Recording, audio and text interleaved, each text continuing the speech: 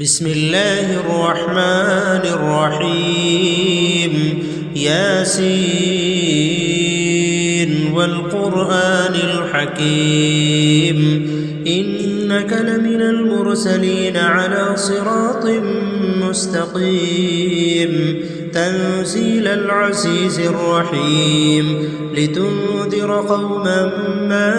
أنذر آباؤهم فهم غافلون لقد حق القول على أكثرهم فهم لا يؤمنون إنا جعلنا في أعناقهم أغلالا فهي إلى الأذقان فهم مقمحون وجعلنا من بين أيديهم سدا ومن خلفهم سدا فأغشيناهم فهم لا يبصرون وسواء عليهم أأنذرتهم أم لم تنذرهم لا يؤمنون إنما تنذر من اتبع الذكر وخشي الرحمن بالغيب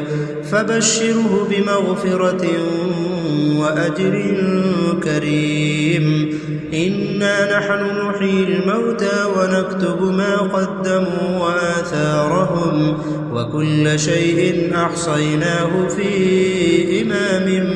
مبين واضرب لهم مثلا أصحاب القرية إذ جاءها المرسلون إذ أرسلنا إليهم اثنين فكذبوهما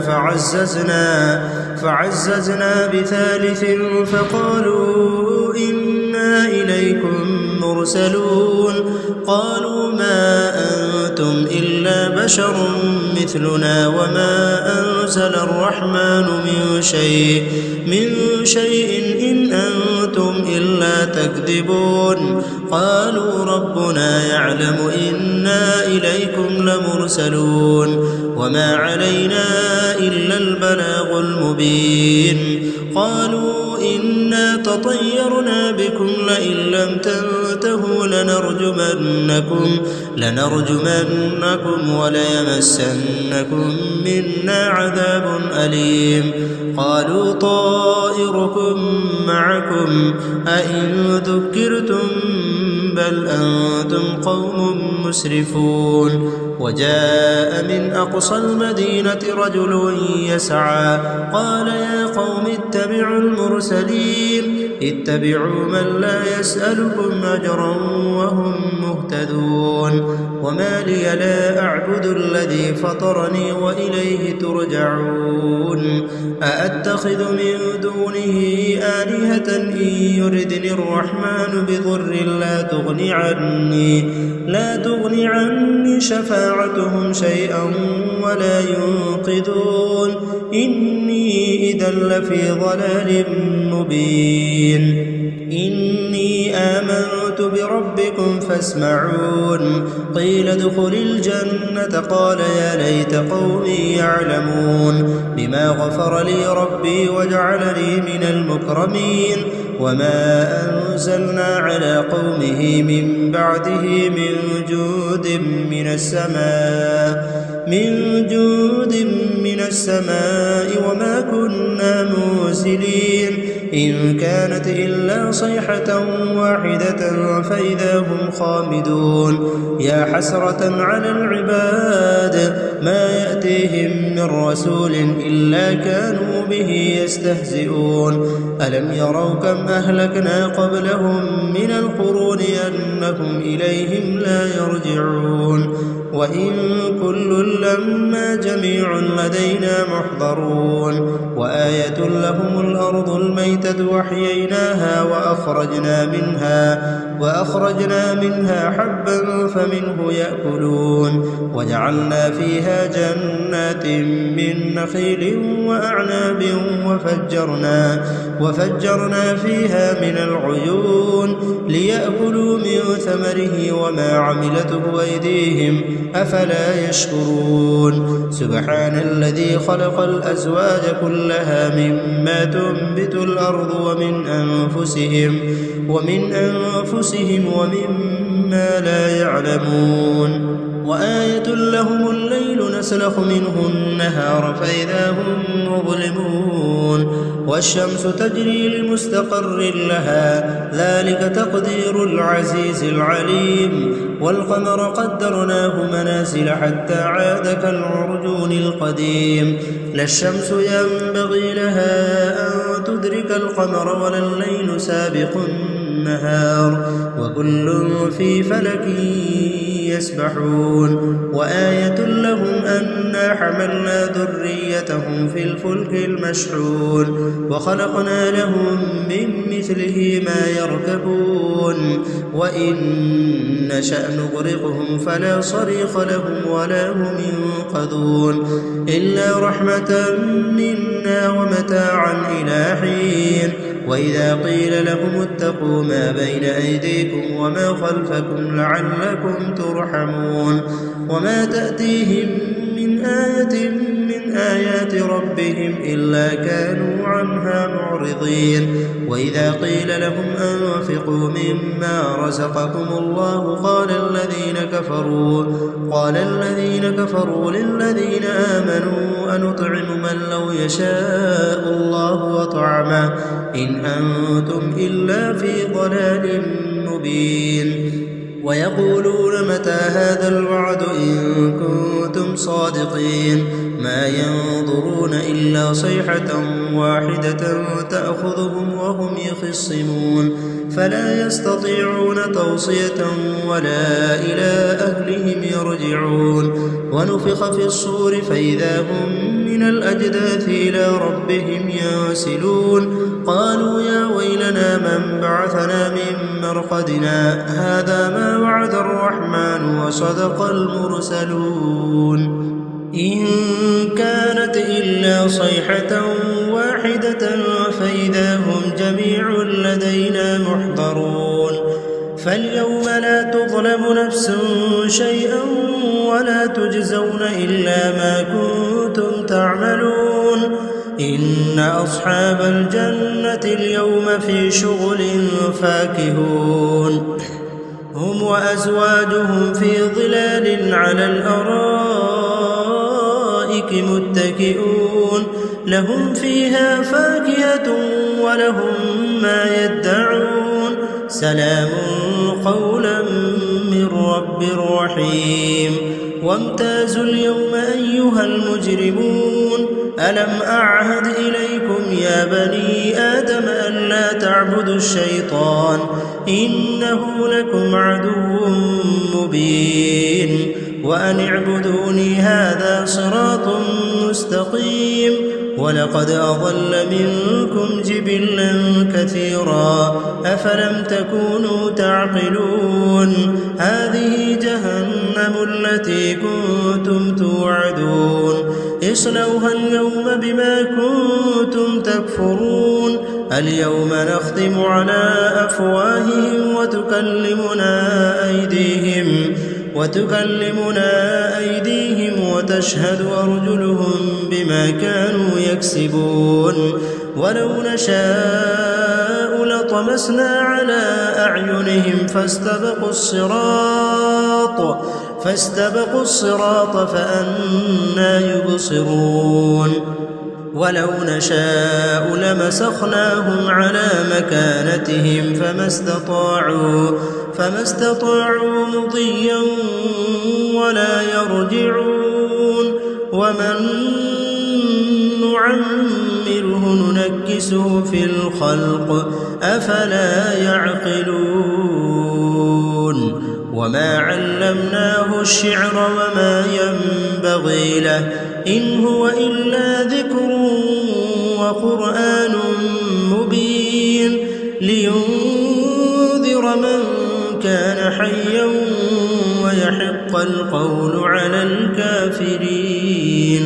أولم يروا أنا خلقنا لهم مما عملت أيدينا أنعاما فهم لها مالكون وذللناها لهم فمنها ركوبهم ومنها يأكلون ولهم فيها منافع ومشارب أفلا يشكرون واتخذوا من دون الله آلهة لعلهم ينصرون لا يستطيعون نصرهم وهم لهم جند محضرون فلا يحزنك قولهم إنا نعلم ما يسرون وما يعلنون أولم ير الإنسان أنا خلقناه من نطفة فإذا هو خصيم مبين وضرب لنا مثلا ونسي خلقه قال من يحيي العظام وهي رميم قل يحييها الذي أنشاها أول مرة وهو بكل خلق عليم الذي جعل لكم من الشجر الأخضر نارا فإذا أنتم منه توقدون أوليس الذي خلق السماوات والأرض بقادر على أن يخلق مثلهم بلى وهو الخلاق العليم إنما أمره إذا أراد شيئا أن يقول له كن فيكون فسبحان الذي بيده ملكوت كل شيء وإليه ترجعون بسم الله الرحمن الرحيم الرحمن علم القرآن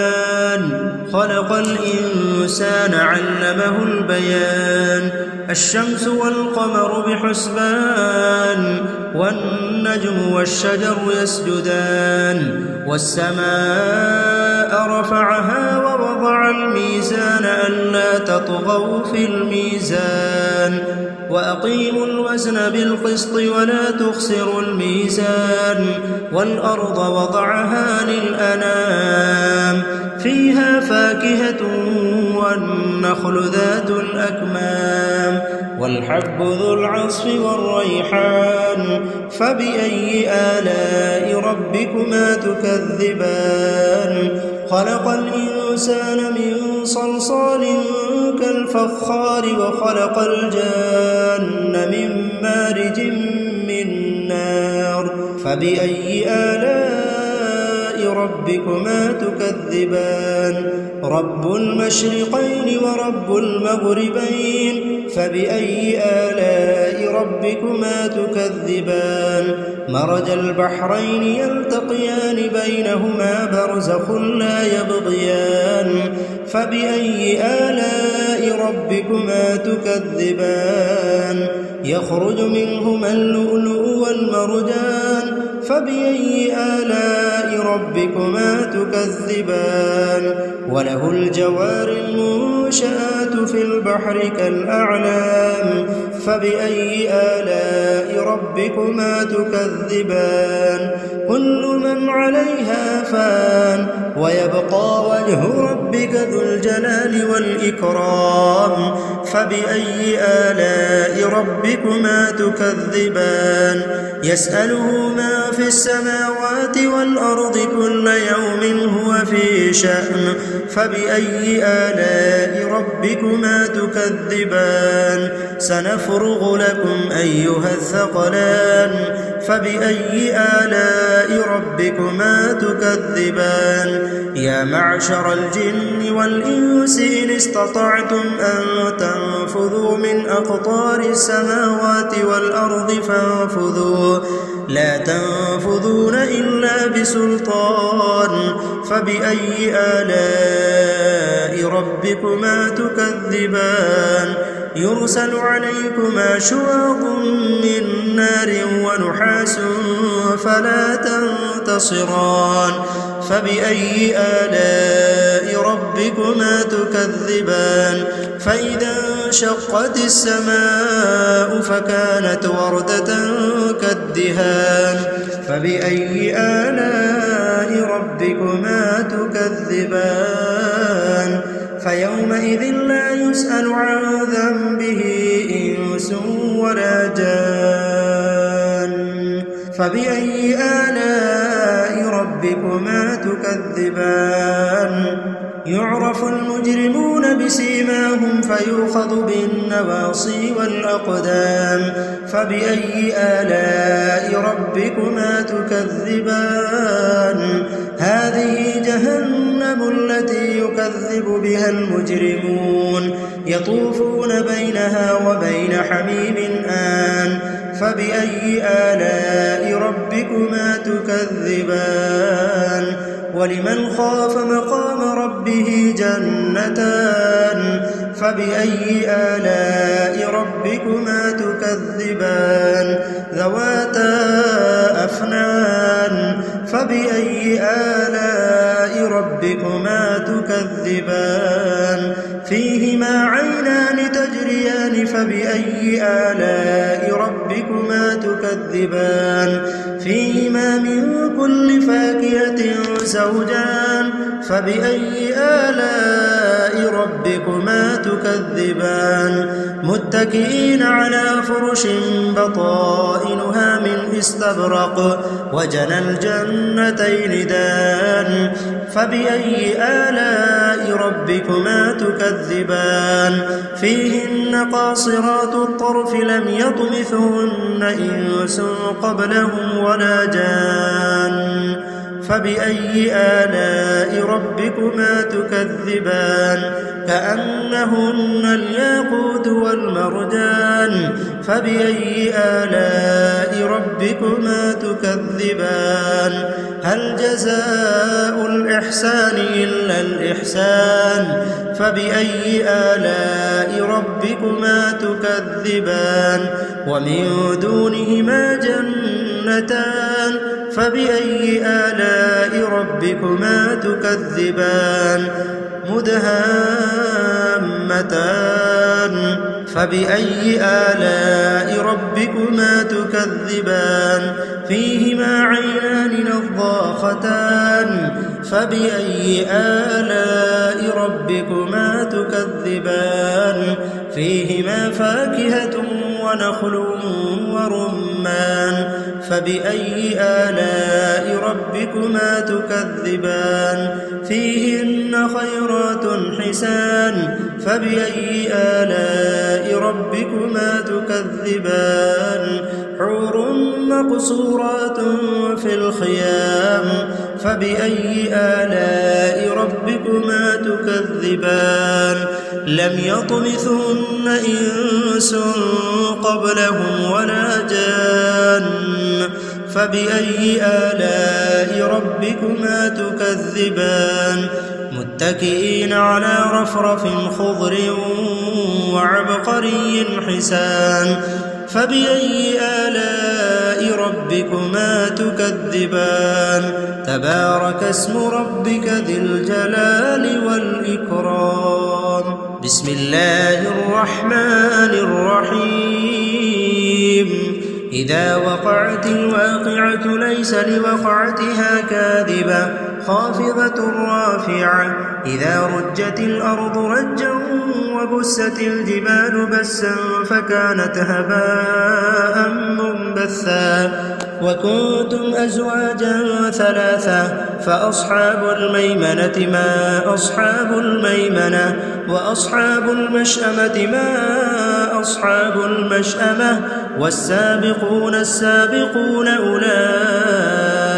المقربون في جنات النعيم ثلة من الأولين وقليل من الآخرين على سرر موضونة متكئين عليها متقابلين يطوف عليهم بلدان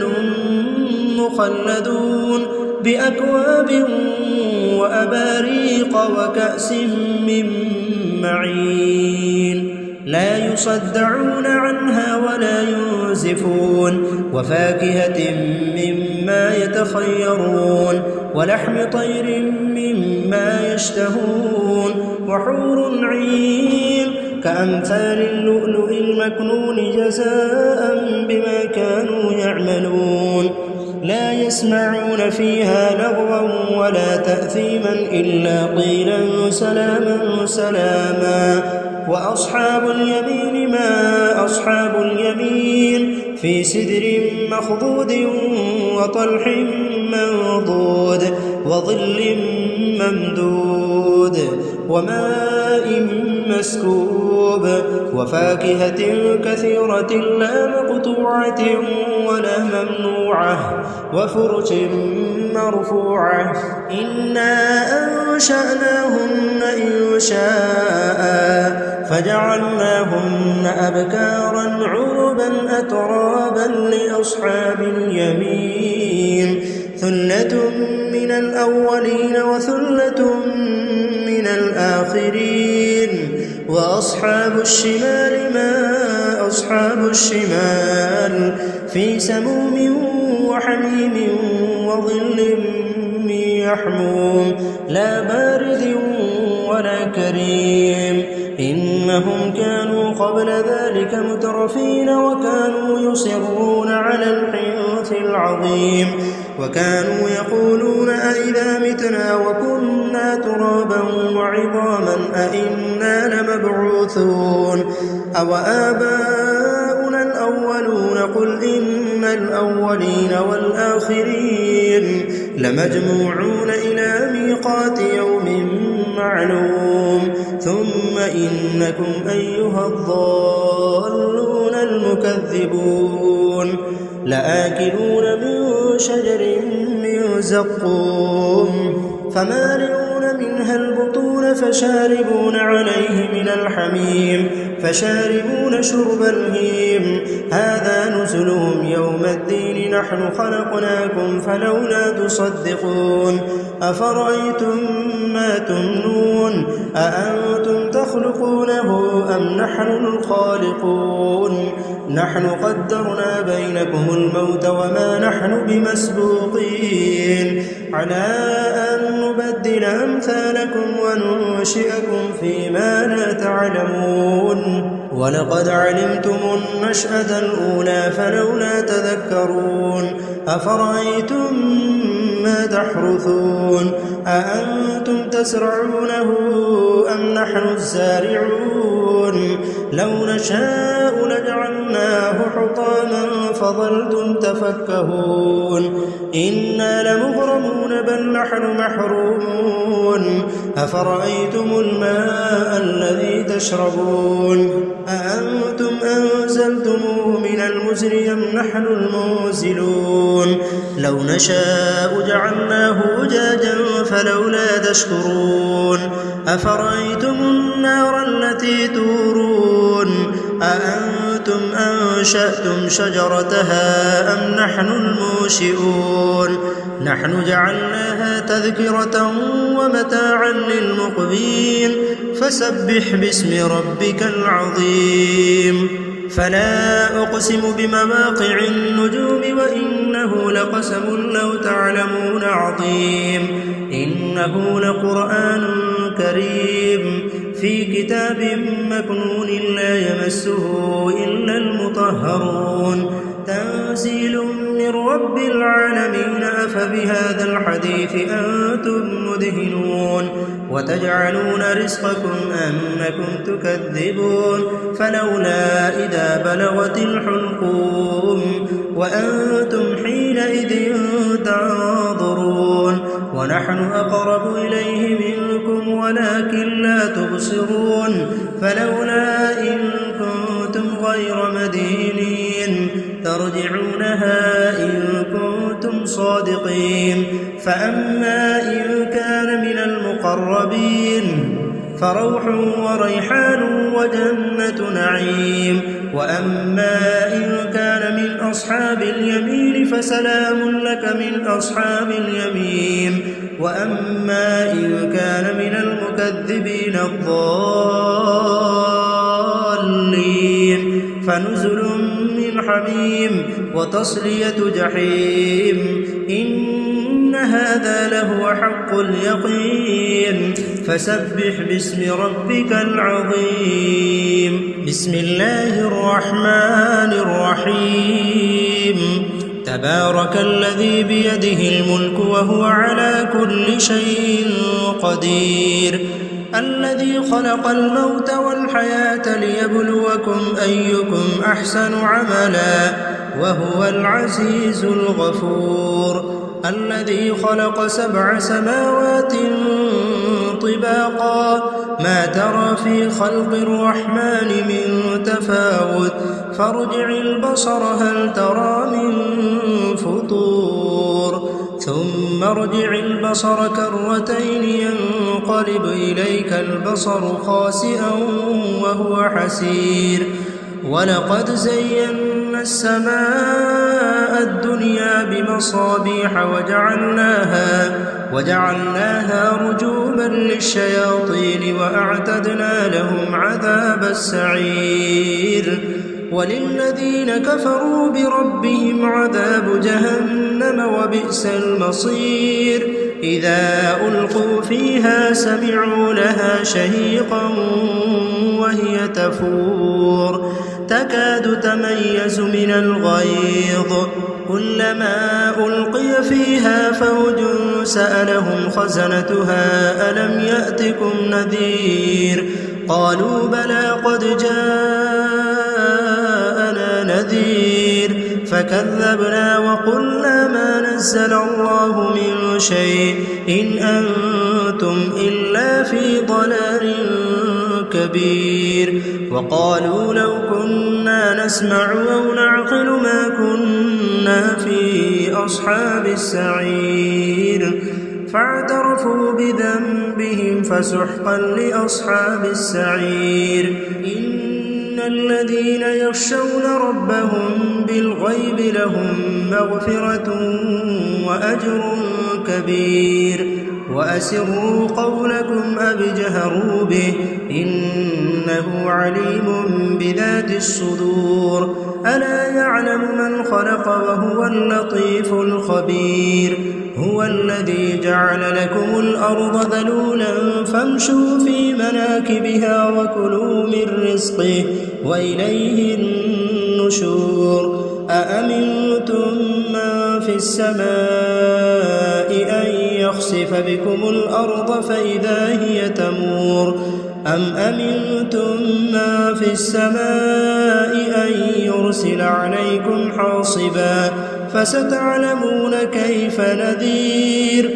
ولقد كذب الذين من قبلهم فكيف كان نكير أولم يروا إلى الطير فوقهم صافات ويقبضن ما يمسكهن إلا الرحمن إنه بكل شيء بصير أمن هذا الذي هو جود لكم ينصركم من دون الرحمن إن الكافرون إلا في غرور أمن هذا الذي يرزقكم إن أمسك رزقه بل لجوا في عتو ونفور أفمن يمشي مكبا على وجهه أهدى أمن يمشي سبيا على صراط مستقيم قل هو الذي أنشأكم وجعل لكم السمع والأبصار والأفئدة قليلا ما تشكرون قل هو الذي ذرأكم في الأرض وإليه تحشرون ويقولون متى هذا الوعد إن كنتم صادقين قل إنما العلم عند الله وإنما أنا نذير مبين فلما رأوه زلفة سيئت وجوه الذين كفروا وقيل هذا الذي كنتم به تدعون قل أرأيتم إن أهلكني الله ومن معي أو رحمنا فمن يجير الكافرين من عذاب أليم قل هو الرحمن آمنا به وعليه توكلنا فستعلمون من هو في ضلال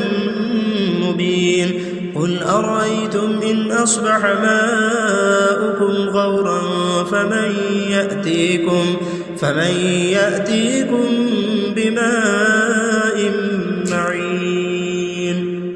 بسم الله الرحمن الرحيم الحمد لله الذي أنزل على عبده الكتاب ولم يجعل له عوجا قيما لينذر بأسا شديدا من لدنه ويبشر المؤمنين الذين يعملون الصالحات أن لهم أجرا حسنا ماكثين فيه أبدا وينذر الذين قالوا اتخذ الله ولدا ما لهم به من علم ولا لآبائهم كبرت كلمة تخرج من أفواههم إن يقولون إلا كذبا فلعلك باخع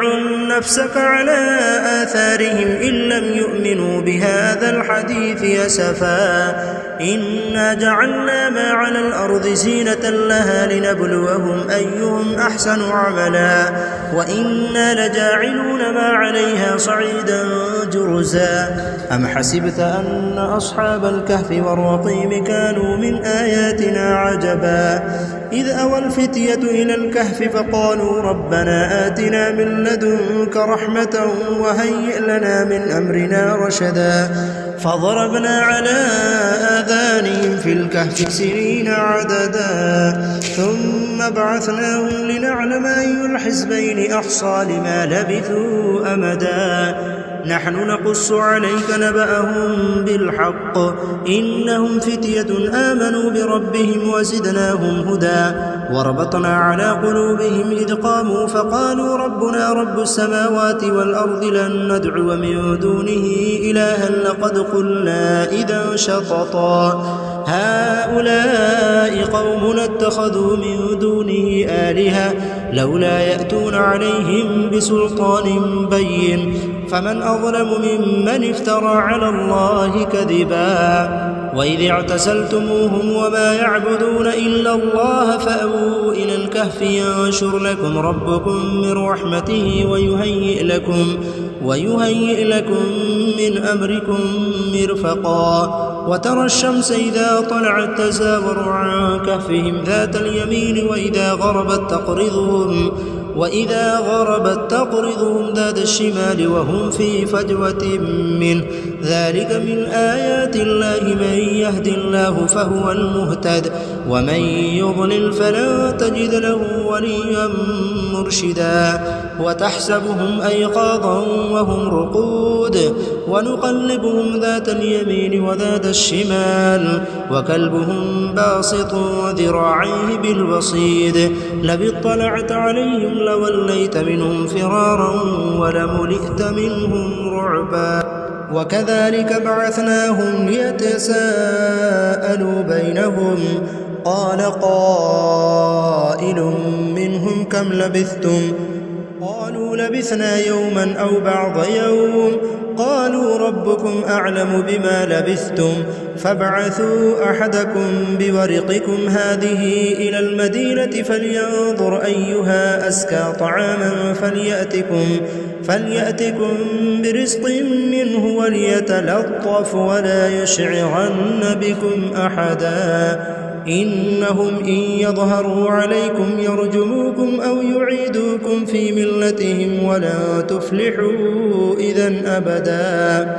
وكذلك أعثرنا عليهم ليعلموا أن وعد الله حق وأن الساعة لا ريب فيها إذ يتنازعون بينهم أمرهم فقالوا ابنوا عليهم بنيانا ربهم أعلم بهم قال الذين غلبوا على أمرهم لنتخذن عليهم مسجدا سيقولون ثلاثة رابعهم كلبهم ويقولون خمسة سادسهم كلبهم رجما بالغيب ويقولون سبعة وثامنهم كلبهم قل ربي أعلم بعدتهم ما يعلمهم إلا قليل فلا تمار فيهم إلا مراء ظاهرا ولا تستفت فيهم منهم أحدا ولا تقولن لشيء إني فاعل ذلك غدا إلا أن يشاء الله واذكر ربك إذا نسيت وقل عسى أن يهديني ربي لأقرب من هذا رشدا ولبثوا في كهفهم 300 سنين وازدادوا 9. قل الله أعلم بما لبثوا له غيب السماوات والأرض أبصر به وأسمع ما لهم من دونه من ولي ولا يشرك في حكمه أحدا. واتل ما أوحي إليك من كتاب ربك لا مبدل لكلماته ولن تجد من دونه ملتحدا. واصبر نفسك مع الذين يدعون ربهم بالغداة والعشي يريدون وجهه ولا تعد عيناك عنهم تريد زينة الحياة الدنيا ولا تطع من أغفلنا قلبه عن ذكرنا واتبع هواه وكان أمره فرطا. وقل الحق من ربكم فمن شاء فليؤمن ومن شاء فليكفر إنا أعتدنا للظالمين نارا أحاط بهم سرادقها وإن يستغيثوا يغاثوا بماء كالمهل يشوي الوجوه بئس الشراب وساءت مرتفقا. إن الذين آمنوا وعملوا الصالحات إنا لا نضيع أجر من أحسن عملا أولئك لهم جنات عدن تجري من تحتهم الأنهار يحلون فيها من أساور من ذهب ويلبسون ثيابا خضرا من سندس واستبرق متكئين فيها على الأرائك نعم الثواب وحسنت مرتفقا. واضرب لهم مثل الرجلين جعلنا لأحدهما جنتين من أعناب وحففناهما بنخل وجعلنا بينهما زرعا كلتا الجنتين آتت أكلها ولم تظلم منه شيئا وفجرنا خلالهما نهرا وكان له ثمر فقال لصاحبه وهو يحاوره أنا أكثر منك مالا وأعز نفرا. ودخل جنته وهو ظالم لنفسه قال ما أظن أن تبيد هذه أبدا وما أظن الساعة قائمة ولئن رددت إلى ربي لأجدن خيرا منها منقلبا. قال له صاحبه وهو يحاوره أكفرت بالذي خلقك من تراب ثم من نطفة ثم سواك رجلا لكن هو الله ربي ولا أشرك بربي أحدا. ولولا إذ دخلت جنتك قلت ما شاء الله لا قوة إلا بالله إن ترني أنا أقل منك مالا وولدا فعسى ربي أن يؤتيني خيرا من جنتك ويرسل عليها حسبانا من السماء فتصبح صعيدا زلقا أو يصبح ماؤها غورا فلا تستطيع له طلبا. وأحيط بثمره فأصبح يقلب كفيه على ما أنفق فيها وهي خاوية على عروشها ويقول يا ليتني لم أشرك بربي أحدا. ولم تكن له فئة ينصرونه من دون الله وما كان منتصرا. هنالك الولاية لله الحق هو خير ثوابا وخير عقبا. واضرب لهم مثل الحياة الدنيا كماء أنزلناه من السماء فاختلط به نبات الأرض فأصبح هشيما تذروه الرياح وكان الله على كل شيء مقتدرا. المال والبنون زينة الحياة الدنيا والباقيات الصالحات خير عند ربك ثوابا وخير أملا. ويوم نسير الجبال وترى الأرض بارزة وحشرناهم فلم نغادر منهم أحدا وعرضوا على ربك صفا لقد جئتمونا كما خلقناكم أول مرة بل زعمتم أن لن نجعل لكم موعدا. ووضع الكتاب فترى المجرمين مشفقين مما فيه ويقولون يا ويلتنا ما لهذا الكتاب لا يغادر صغيرة ولا كبيرة إلا أحصاها ووجدوا ما عملوا حاضرا ولا يظلم ربك أحدا. وإذ قلنا للملائكة اسجدوا لآدم فسجدوا إلا إبليس كان من الجن ففسق عن أمر ربه أفتتخذونه وذريته أولياء من دوني وهم لكم عدو بئس للظالمين بدلا ما أشهدتهم خلق السماوات والأرض ولا خلق أنفسهم وما كنت متخذ المضلين عضدا ويوم يقول نادوا شركائي الذين زعمتم فدعوهم فلم يستجيبوا لهم وجعلنا بينهم موبقا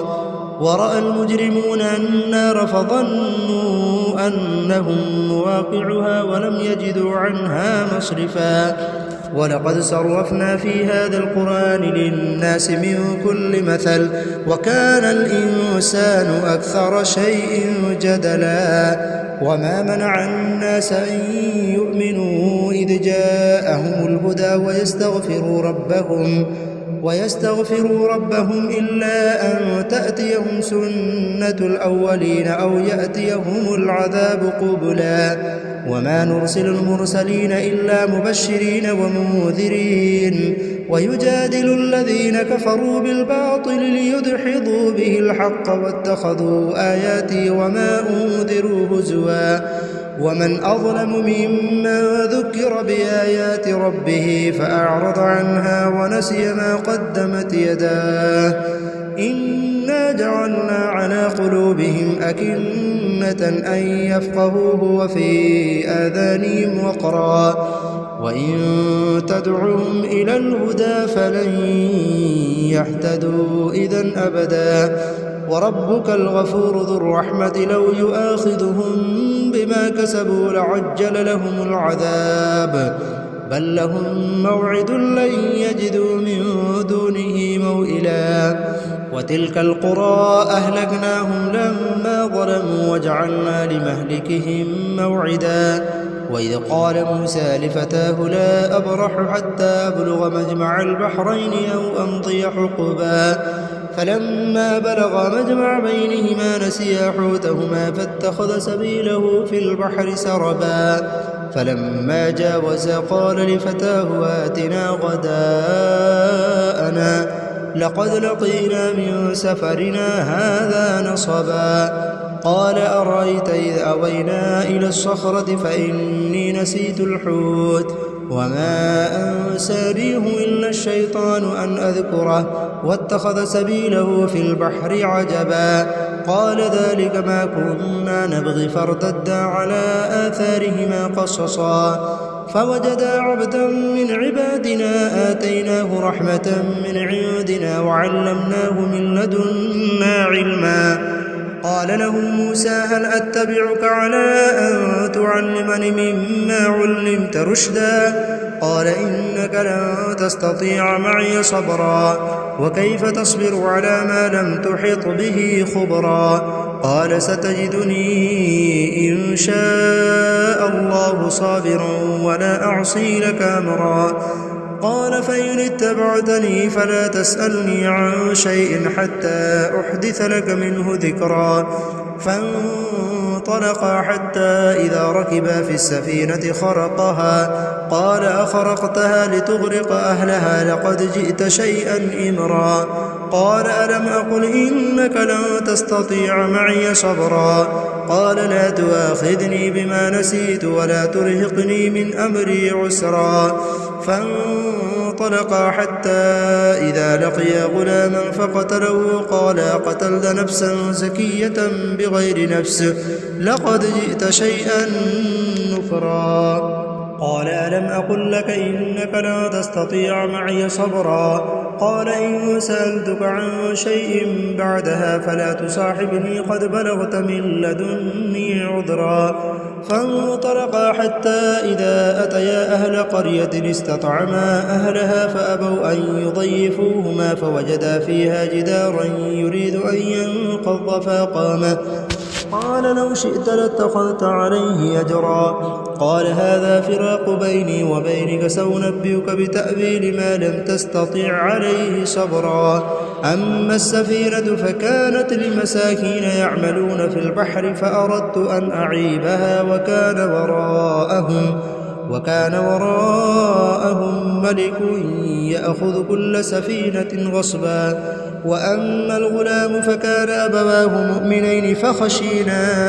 أن يرهقهما طغيانا وكفرا فأردنا أن يبدلهما ربهما خيرا منه زكاة وأقرب رحما وأما الجدار فكان لغلامين يتيمين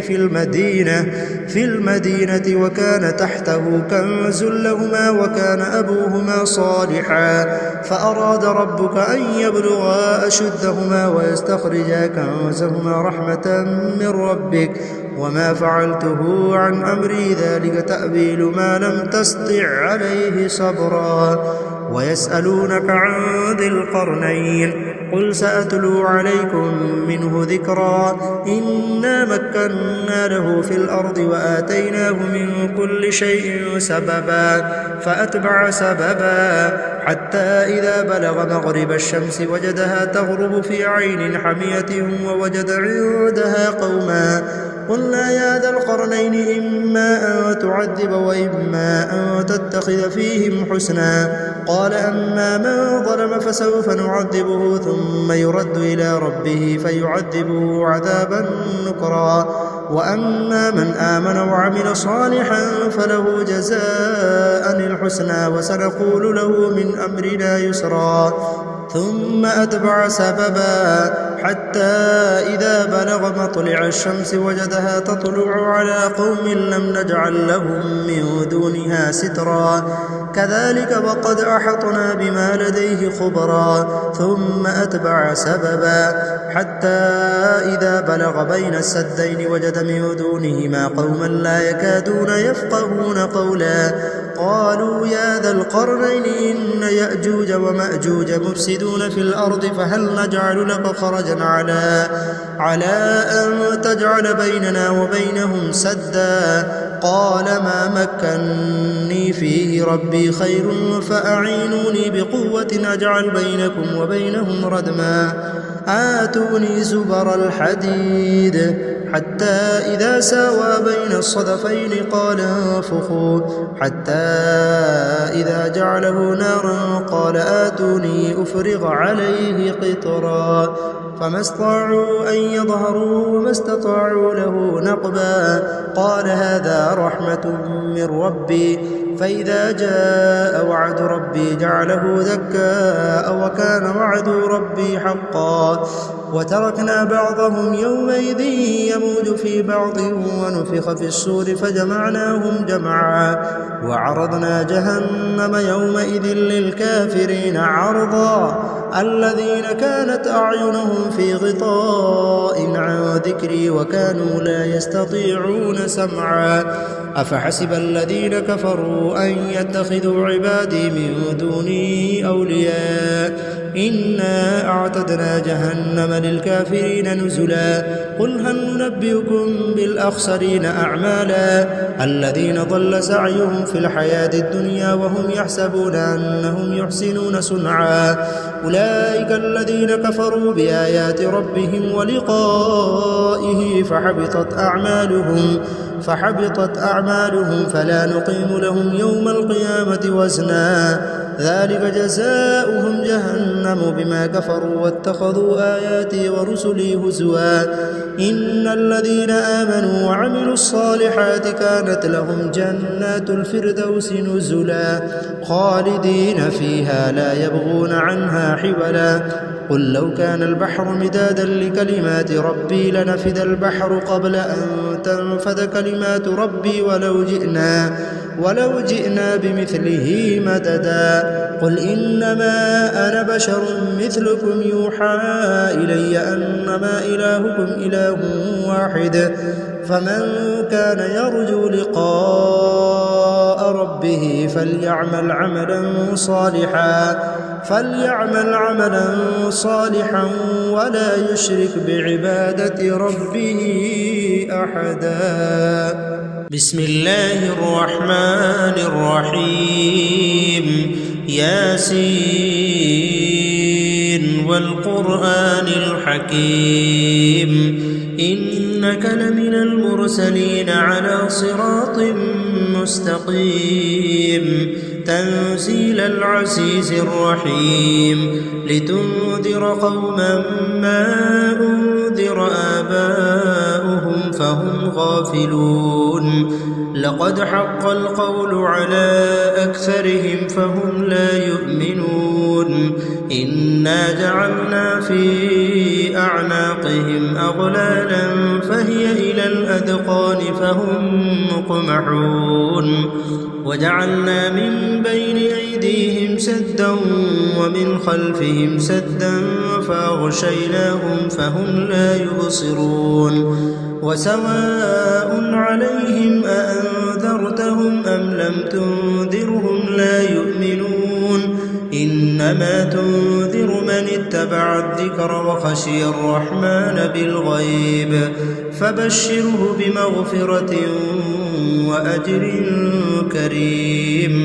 إنا نحن نحيي الموتى ونكتب ما قدموا وآثارهم وكل شيء أحصيناه في إمام مبين. واضرب لهم مثلا أصحاب القرية إذ جاءها المرسلون إذ أرسلنا إليهم 2 فكذبوهما فعززنا بثالث فقالوا إنا إليكم مرسلون قالوا ما أنتم إلا بشر مثلنا وما أنزل الرحمن من شيء إن أنتم إلا تكذبون قالوا ربنا يعلم إنا إليكم لمرسلون وما علينا إلا البلاغ المبين. قالوا إنا تطيرنا بكم لئن لم تنتهوا لنرجمنكم وليمسنكم منا عذاب أليم. قالوا طائركم معكم أئن ذكرتم بل أنتم قوم مسرفون. وجاء من أقصى المدينة رجل يسعى قال يا قوم اتبعوا المرسلين اتبعوا من لا يسألكم أجرا وهم مهتدون. وما لي لا أعبد الذي فطرني وإليه ترجعون. أأتخذ من دونه آلهة إن يردني الرحمن بضر لا تغني عني شفاعتهم شيئا ولا ينقذون إني إذا لفي ضلال مبين.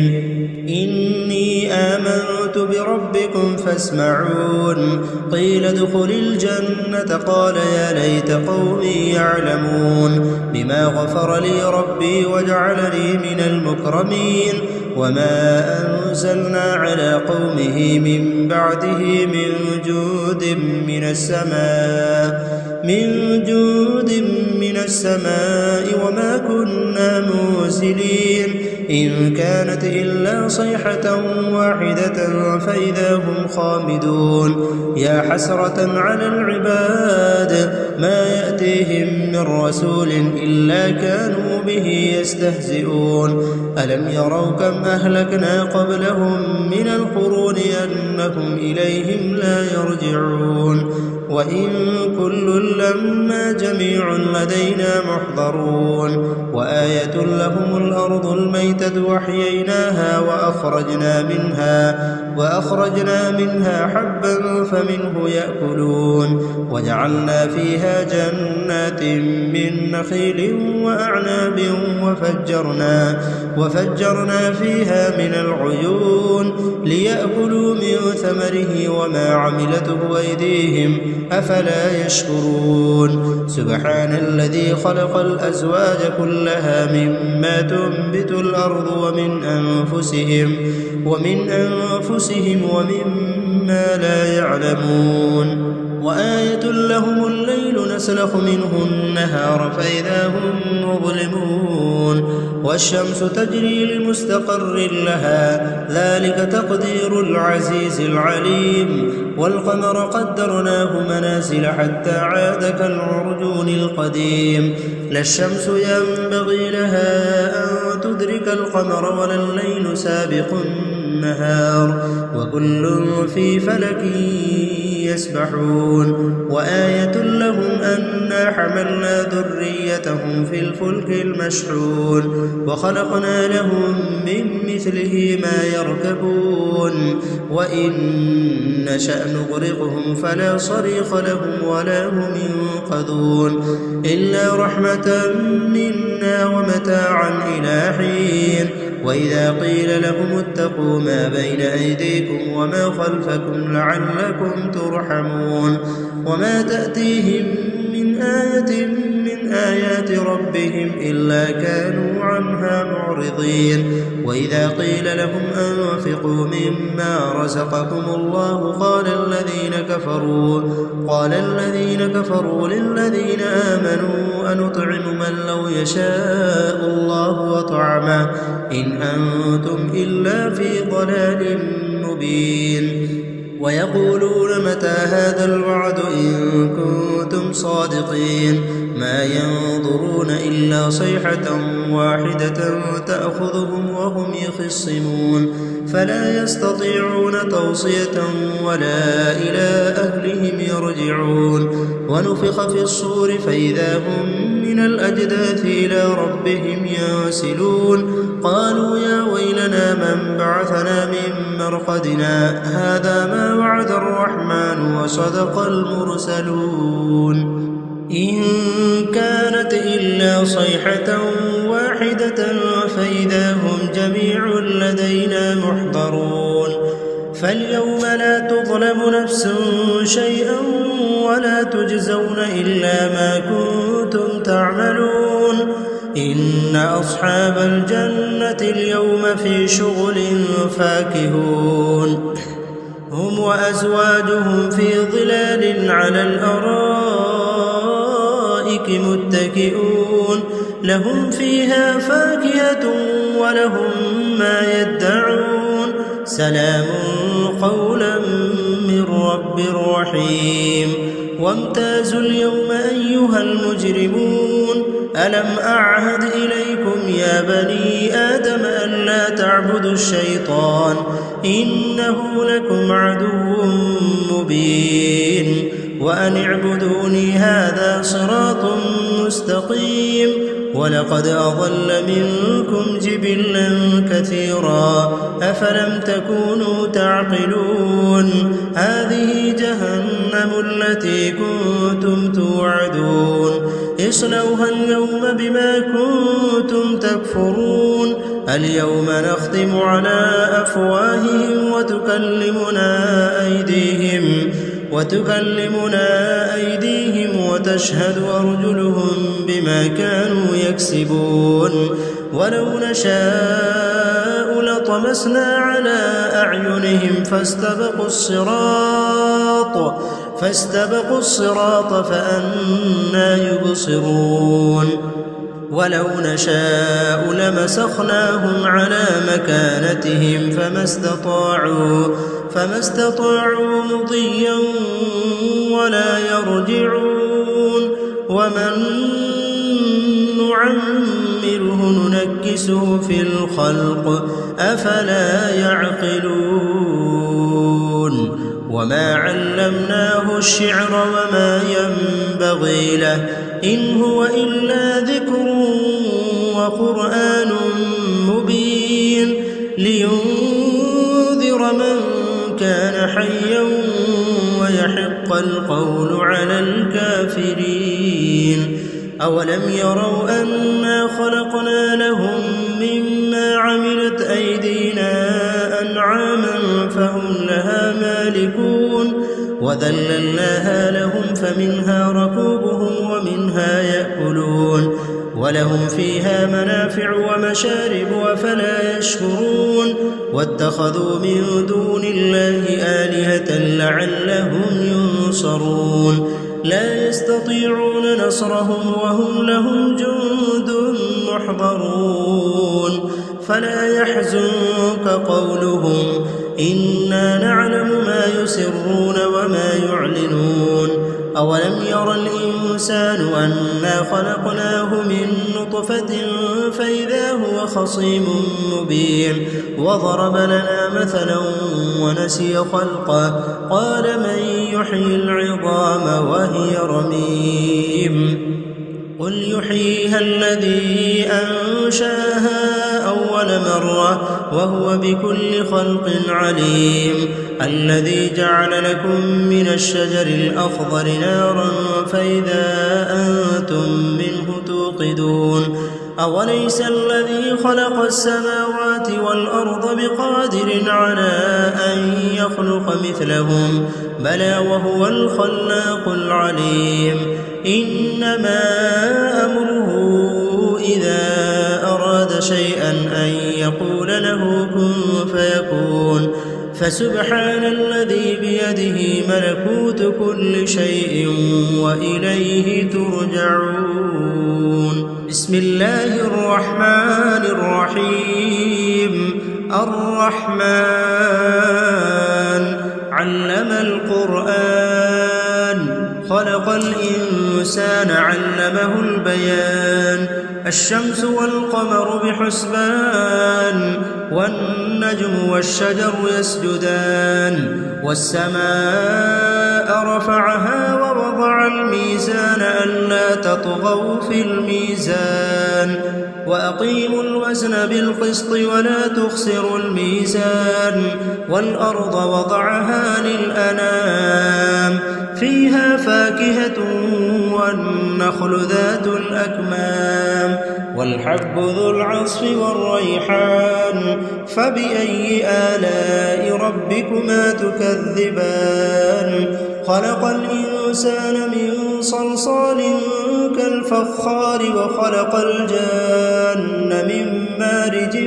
من نار فبأي آلاء ربكما تكذبان رب المشرقين ورب المغربين فبأي آلاء ربكما تكذبان مرج البحرين يلتقيان بينهما برزخ لا يبغيان فبأي آلاء ربكما تكذبان يخرج منهما اللؤلؤ والمرجان فبأي آلاء ربكما تكذبان وله الجوار المنشآت في البحر كالأعلام فبأي آلاء ربكما تكذبان كل من عليها فان ويبقى وجه ربك ذو الجلال والإكرام فبأي آلاء ربكما تكذبان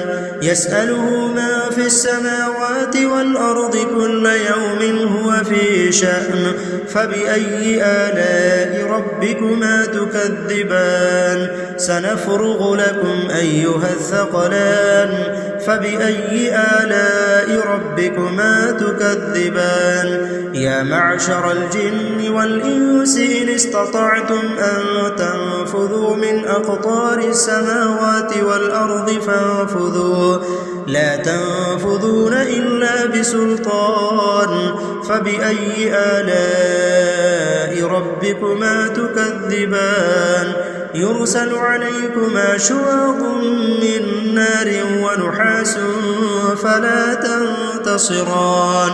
فبأي آلاء ربكما تكذبان فإذا انشقت السماء فكانت وردة كالدهان فبأي آلاء ربكما تكذبان فيومئذ لا يسأل عن ذنبه إنس ولا جان فبأي آلاء ربكما تكذبان يعرف المجرمون بسيماهم فيؤخذ بالنواصي والأقدام فبأي آلاء ربكما تكذبان هذه جهنم التي يكذب بها المجرمون يطوفون بينها وبين حميم آن فبأي آلاء ربكما تكذبان ولمن خاف مقام ربه جنتان فبأي آلاء ربكما تكذبان ذواتا أفنان فبأي آلاء ربكما تكذبان فيهما عينان تجريان فبأي آلاء ربكما تكذبان فيهما من كل فاكهة زوجان فبأي آلاء ربكما تكذبان متكئين على فرش بطائنها من استبرق وجنى الجنتين دان فبأي آلاء ربكما تكذبان فيهن قاصرات الطرف لم يطمثهن إنس قبلهم ولا جان فبأي آلاء ربكما تكذبان كأنهن الياقوت والمرجان فبأي آلاء ربكما تكذبان هل جزاء الإحسان إلا الإحسان فبأي آلاء ربكما تكذبان ومن دونهما جنتان فبأي آلاء ربكما تكذبان مدهامتان فبأي آلاء ربكما تكذبان فيهما عينان نضاختان فبأي آلاء ربكما تكذبان فيهما فاكهة ونخل ورمان فبأي آلاء ربكما تكذبان فيهن خيرات حسان فبأي آلاء ربكما تكذبان حور مقصورات في الخيام فبأي آلاء ربكما تكذبان لم يطمثهن إنس قبلهم ولا جان فبأي آلاء ربكما تكذبان متكئين على رفرف خضر وعبقري حسان فبأي آلاء ربكما تكذبان تبارك اسم ربك ذي الجلال والإكرام بسم الله الرحمن الرحيم إذا وقعت الواقعة ليس لوقعتها كاذبة خافضة رافعة إذا رجت الأرض رجا وبست الجبال بسا فكانت هباء منبثا وكنتم أزواجا ثلاثة فأصحاب الميمنة ما أصحاب الميمنة وأصحاب المشأمة ما أصحاب المشأمة والسابقون السابقون أولئك المقربون في جنات النعيم ثلة من الأولين وقليل من الآخرين على سرر موضونة متكئين عليها متقابلين يطوف عليهم ولدان مخلدون بأكواب وأباريق وكأس من معين لا يصدعون عنها ولا ينزفون وفاكهة مما يتخيرون ولحم طير مما يشتهون وحور عين كأمثال اللؤلؤ المكنون جزاء بما كانوا يعملون لا يسمعون فيها لغوا ولا تأثيما إلا قيلا سلاما سلاما وأصحاب اليمين ما أصحاب اليمين في سدر مخضود وطلح منضود وظل ممدود وماء مسكوب وفاكهة كثيرة لا مقطوعة ولا ممنوعة وفرش مرفوعة إنا أنشأناهن إنشاء فجعلناهن أبكارا عربا أترابا لأصحاب اليمين ثلة من الأولين وثلة من الآخرين وأصحاب الشمال ما أصحاب الشمال في سموم وحميم وظل من يحموم لا بارد ولا كريم إنهم كانوا قبل ذلك مترفين وكانوا يصرون على الحنث العظيم وكانوا يقولون أئذا متنا وكنا ترابا وعظاما أئنا لمبعوثون أو آباؤنا الأولون قل إن الأولين والآخرين لمجموعون إلى ميقات يوم معلوم ثم إنكم أيها الضالون المكذبون لآكلون من شجر من زقوم فمالئون منها البطون فشاربون عليه من الحميم فشاربون شرب الهيم هذا نزلهم يوم الدين نحن خلقناكم فلولا تصدقون أفرأيتم ما تمنون أأنتم تخلقونه أم نحن الخالقون نحن قدرنا بينكم الموت وما نحن بمسبوقين على أن نبدل أمثالكم وننشئكم فيما لا تعلمون ولقد علمتم النشأة الأولى فلولا تذكرون أفرأيتم ما تحرثون أأنتم تزرعونه أم نحن الزارعون لو نشاء لجعلناه حطاما فظلتم تفكهون إنا لمغرمون بل نحن محرومون أفرأيتم الماء الذي تشربون أأنتم أنزلتموه من المزن أم نحن المنزلون لو نشاء جعلناه أجاجا فلولا تشكرون أفرأيتم النار التي تورون أأنتم أنشأتم شجرتها أم نحن المنشئون نحن جعلناها تذكرة ومتاعا للمقوين فسبح باسم ربك العظيم فلا أقسم بمواقع النجوم وإنه لقسم لو تعلمون عظيم إنه لقرآن كريم في كتاب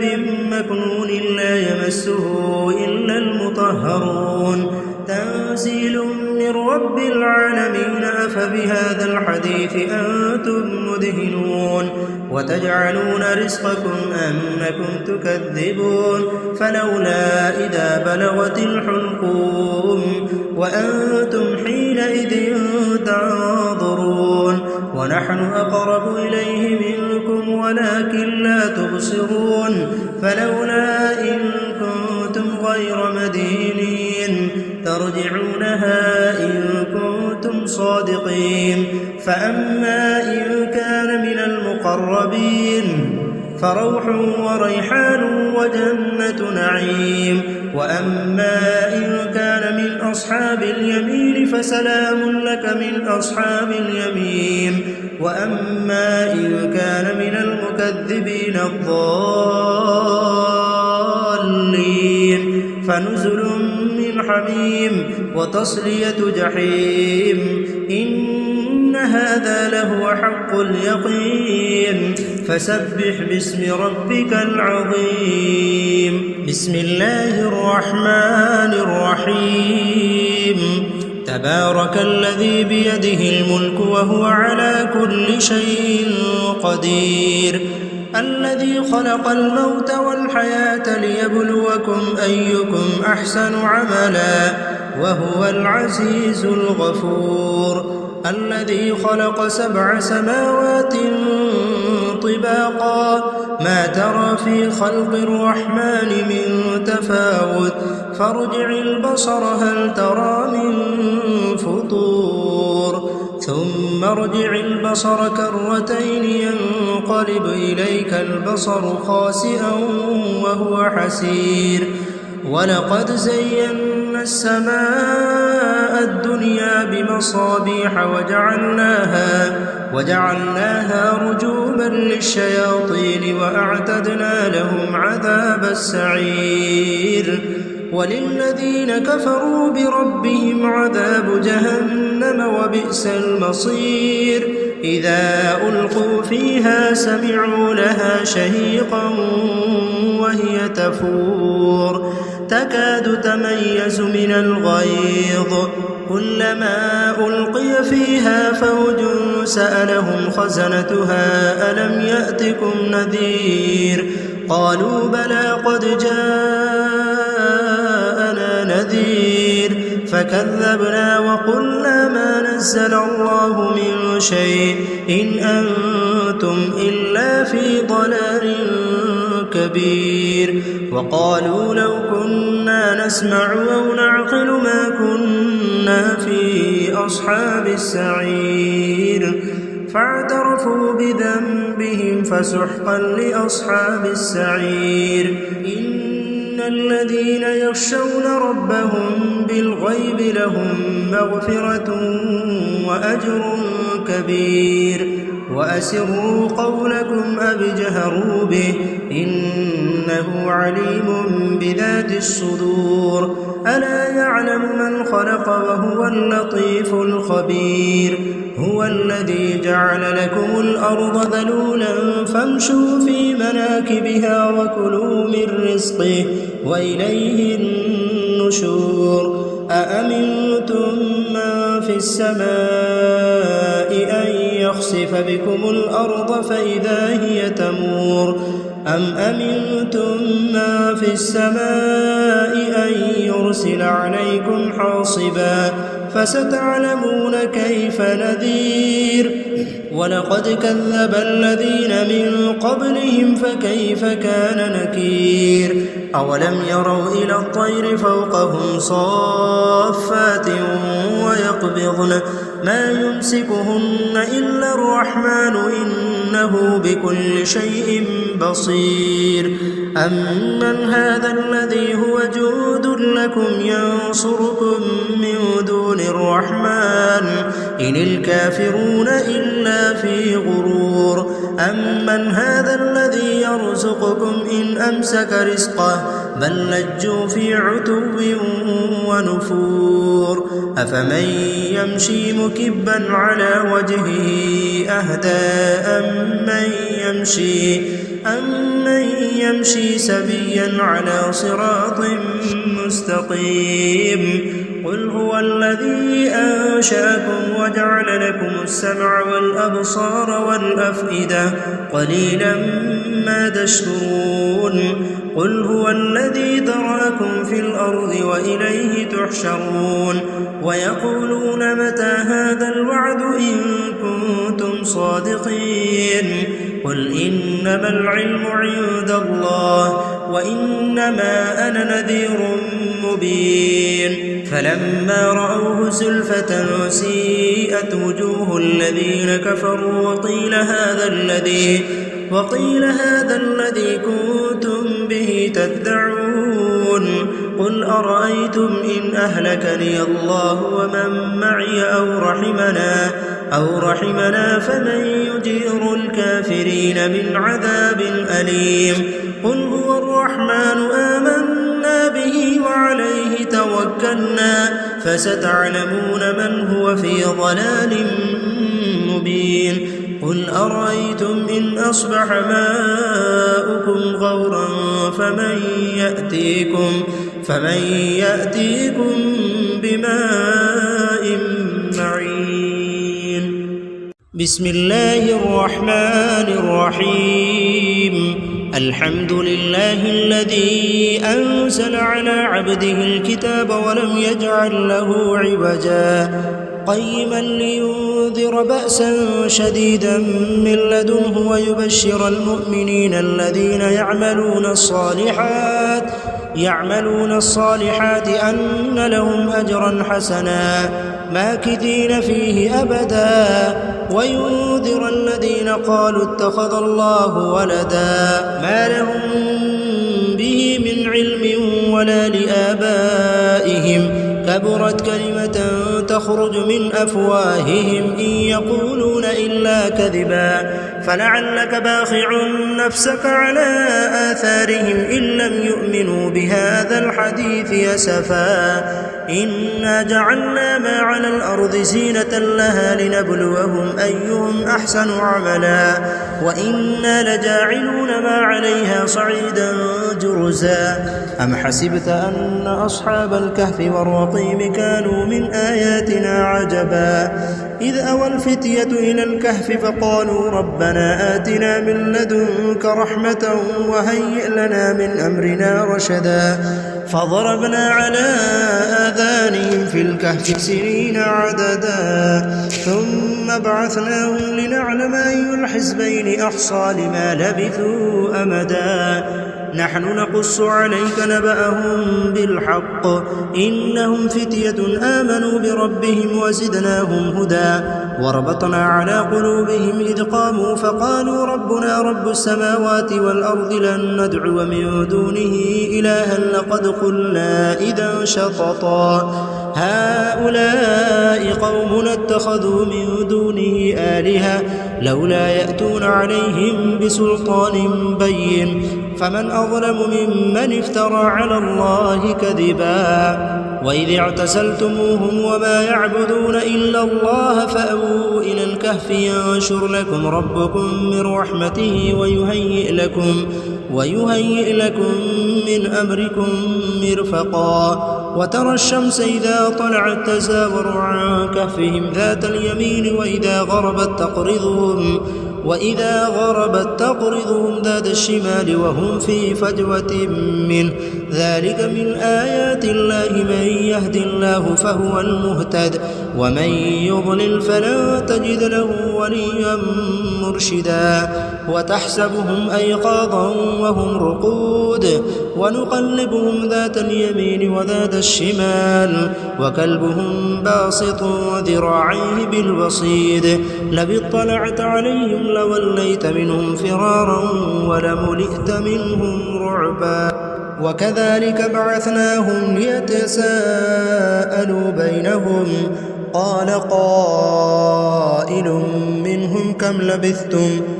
قالوا لبثنا يوما أو بعض يوم قالوا ربكم أعلم بما لبثتم فابعثوا أحدكم بورقكم هذه إلى المدينة فلينظر أيها أزكى طعاما فليأتكم برزق منه وليتلطف ولا يشعرن بكم أحدا إنهم إن يظهروا عليكم يرجموكم أو يعيدوكم في ملتهم ولا تفلحوا إذن أبدا وكذلك أعثرنا عليهم ليعلموا أن وعد الله حق وأن الساعة لا ريب فيها إذ يتنازعون بينهم أمرهم فقالوا ابنوا عليهم بنيانا ربهم أعلم بهم قال الذين غلبوا على أمرهم لنتخذن عليهم مسجدا سيقولون 3 رابعهم كلبهم ويقولون 5 سادسهم كلبهم رجما بالغيب ويقولون 7 وثامنهم كلبهم قل ربي أعلم بعدتهم ما يعلمهم إلا قليل فلا تمار فيهم إلا مراء ظاهرا ولا تستفت فيهم منهم أحدا ولا تقولن لشيء إني فاعل ذلك غدا إلا أن يشاء الله واذكر ربك إذا نسيت وقل عسى أن يهديني ربي لأقرب من هذا رشدا ولبثوا في كهفهم 300 سنين وازدادوا 9 قل الله أعلم بما لبثوا له غيب السماوات والأرض أبصر به وأسمع ما لهم من دونه من ولي ولا يشرك في حكمه أحدا واتل ما أوحي إليك من كتاب ربك لا مبدل لكلماته ولا تجد من دونه ملتحدا واصبر نفسك مع الذين يدعون ربهم بالغداة والعشي يريدون وجهه ولا تعد عيناك عنهم تريد زينة الحياة الدنيا ولا تطع من أغفلنا قلبه عن ذكرنا واتبع هواه وكان أمره فرطا وقل الحق من ربكم فمن شاء فليؤمن ومن شاء فليكفر إنا أعتدنا للظالمين نارا أحاط بهم سرادقها وإن يستغيثوا يغاثوا بماء كالمهل يشوي الوجوه بئس الشراب وساءت مرتفقا إن الذين آمنوا وعملوا الصالحات إنا لا نضيع أجر من أحسن عملا أولئك لهم جنات عدن تجري من تحتهم الأنهار يحلون فيها من أساور من ذهب ويلبسون ثيابا خضرا من سندس واستبرق متكئين فيها على الأرائك نعم الثواب وحسنت مرتفقا واضرب لهم مثل الرجلين جعلنا لأحدهما جنتين من أعناب وحففناهما بنخل وجعلنا بينهما زرعا كلتا الجنتين آتت أكلها ولم تظلم منه شيئا وفجرنا خلالهما نهرا وكان له ثمر فقال لصاحبه وهو يحاوره أنا أكثر منك مالا وأعز نفرا ودخل جنته وهو ظالم لنفسه قال ما أظن أن تبيد هذه أبدا وما أظن الساعة قائمة ولئن رددت إلى ربي لأجدن خيرا منها منقلبا قال له صاحبه وهو يحاوره أكفرت بالذي خلقك من تراب ثم من نطفة ثم سواك رجلا لكن هو الله ربي ولا أشرك بربي أحدا ولولا إذ دخلت جنتك قلت ما شاء الله لا قوة إلا بالله إن ترني أنا أقل منك مالا وولدا فعسى ربي أن يؤتيني خيرا من جنتك ويرسل عليها حسبانا من السماء فتصبح صعيدا زلقا أو يصبح ماؤها غورا فلا تستطيع له طلبا وأحيط بثمره فأصبح يقلب كفيه على ما أنفق فيها وهي خاوية على عروشها ويقول يا ليتني لم أشرك بربي أحدا ولم تكن له فئة ينصرونه من دون الله وما كان منتصرا هنالك الولاية لله الحق هو خير ثوابا وخير عقبا واضرب لهم مثل الحياة الدنيا كماء أنزلناه من السماء فاختلط به نبات الأرض فأصبح هشيما تذروه الرياح وكان الله على كل شيء مقتدرا المال والبنون زينة الحياة الدنيا والباقيات الصالحات خير عند ربك ثوابا وخير أملا ويوم نسير الجبال وترى الأرض بارزة وحشرناهم فلم نغادر منهم أحدا وعرضوا على ربك صفا لقد جئتمونا كما خلقناكم أول مرة بل زعمتم أن لن نجعل لكم موعدا ووضع الكتاب فترى المجرمين مشفقين مما فيه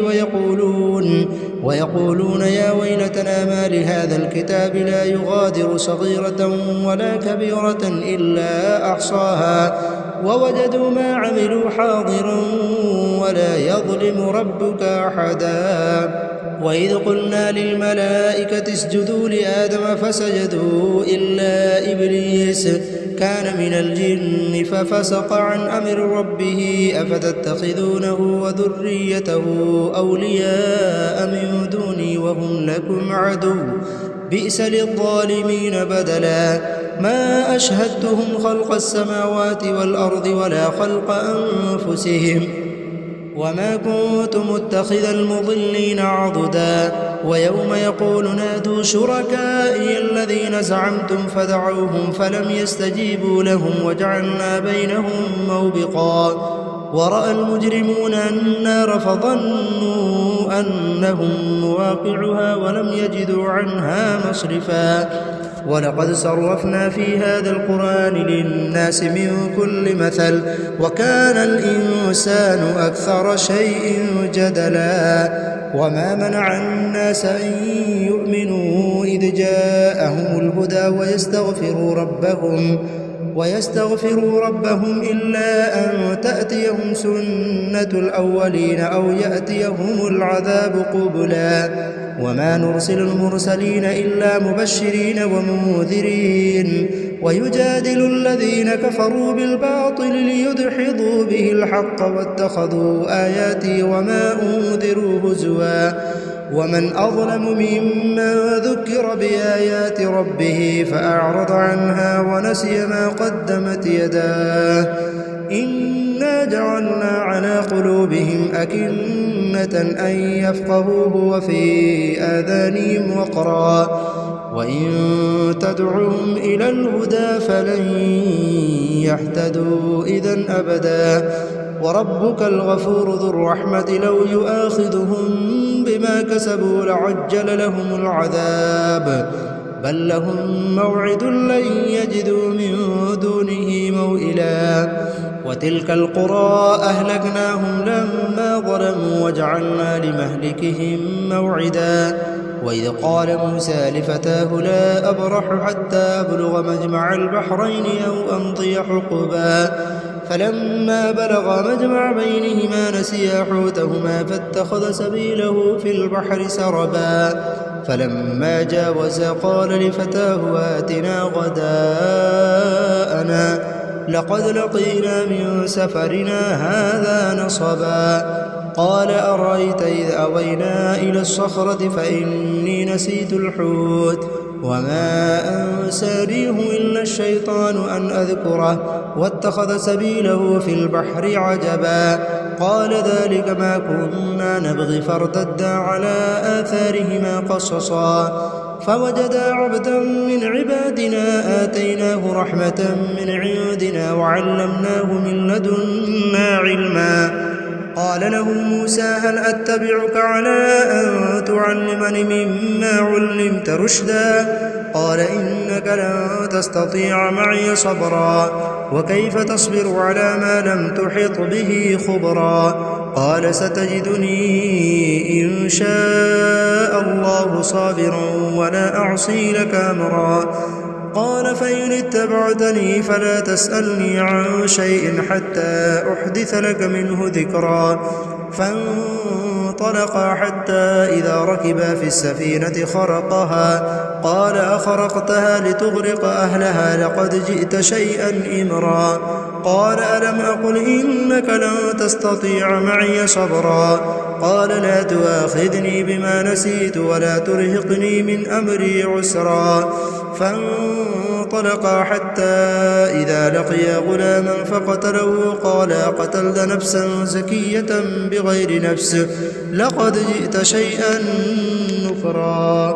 قال ألم أقل لك إنك لا تستطيع معي صبرا قال إن سألتك عن شيء بعدها فلا تصاحبني قد بلغت من لدني عذرا فانطلقا حتى إذا أتيا أهل قرية استطعما أهلها فأبوا أن يضيفوهما فوجدا فيها جدارا يريد أن ينقض فقامه قال لو شئت لاتخذت عليه أجرا قال هذا فراق بيني وبينك سأنبئك بتأويل ما لم تستطع عليه صبرا أما السفينة فكانت لمساكين يعملون في البحر فأردت أن أعيبها وكان وراءهم ملك يأخذ كل سفينة غصبا وأما الغلام فكان أبواه مؤمنين فخشينا أن يرهقهما طغيانا وكفرا فأردنا أن يبدلهما ربهما خيرا منه زكاة وأقرب رحما وأما الجدار فكان لغلامين يتيمين في المدينة وكان تحته كنز لهما وكان أبوهما صالحا فأراد ربك أن يبلغا أشدهما ويستخرجا كنزهما رحمة من ربك وما فعلته عن أمري ذلك تأويل ما لم تستطع عليه صبرا ويسألونك عن ذي القرنين قل سأتلو عليكم منه ذكرا إنا مكنا له في الأرض وآتيناه من كل شيء سببا فأتبع سببا حتى إذا بلغ مغرب الشمس وجدها تغرب في عين حمية ووجد عندها قوما قلنا يا ذا القرنين إما أن تعذب وإما أن تتخذ فيهم حسنا قال أما من ظلم فسوف نعذبه ثم يرد إلى ربه فيعذبه عذابا نكرا وأما من آمن وعمل صالحا فله جزاء الحسنى وسنقول له من أمرنا يسرا ثم أتبع سببا حتى إذا بلغ مطلع الشمس وجدها تطلع على قوم لم نجعل لهم من دونها سترا كذلك وقد أحطنا بما لديه خبرا ثم أتبع سببا حتى إذا بلغ بين السدين وجد من دونهما قوما لا يكادون يفقهون قولا قالوا يا ذا القرنين إن يأجوج ومأجوج مفسدون في الأرض فهل نجعل لك خرجا على أن تجعل بيننا وبينهم سدا قال ما مكني فيه ربي خير فأعينوني بقوة أجعل بينكم وبينهم ردما آتوني زبر الحديد حتى إذا ساوى بين الصدفين قال انفخوا حتى إذا جعله نارا قال آتوني أفرغ عليه قطرا فما استطاعوا أن يظهروا وما استطاعوا له نقبا قال هذا رحمة من ربي فإذا جاء وعد ربي جعله دكاء وكان وعد ربي حقا وتركنا بعضهم يومئذ يموج في بعض ونفخ في الصور فجمعناهم جمعا وعرضنا جهنم يومئذ للكافرين عرضا الذين كانت أعينهم في غطاء عن ذكري وكانوا لا يستطيعون سمعا